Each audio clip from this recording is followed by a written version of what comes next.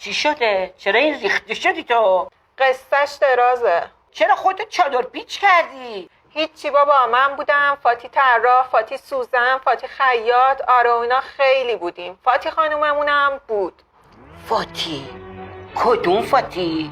فاتی بوتیکی، میشناسیش؟ آره از ما نه از اونا، آره که بریم واسه شبه تیپ بزنیم. تو نمیری به موت قسم، ما اصلا تو نخش نبودیم. آره نه گاز نه دنده، دم بوتیک بیریخته فاتی اومدیم پایین. شومیز خودم انتخاب کردم، به کوری چشم حسودا نونوار شدم. شلوار رو خودم انتخاب کردم، به کوری چشم بیریختا خوشتیپ شد. اومدم مانتو رو انتخاب کنم، فاتی بیریختا نامرد آرتیست شد. گفت این مانتو رو ببر به کوری چشم سوسن بگی. تو نمیری به موت قسم، خیلی تو لک شدم. این جیب نه اون جیب، تو جیب ساعتی زامندار اومد بیرون. رفتم اومدم دیدم زدم همه لباسا رو جر و جر کردم.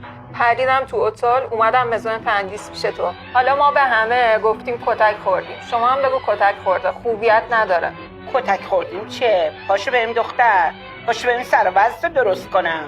نه بابا این تیپ دیگه درست بشو نیست. نه بابا دختر، پاشو دست رو بده من بریم برای تیپتو درست کنم. واقعا میتونی؟ بله درست. بیا بریم. نوروز پیروزه، نوروز چند سال پیش بود توی تهرون قشنگ.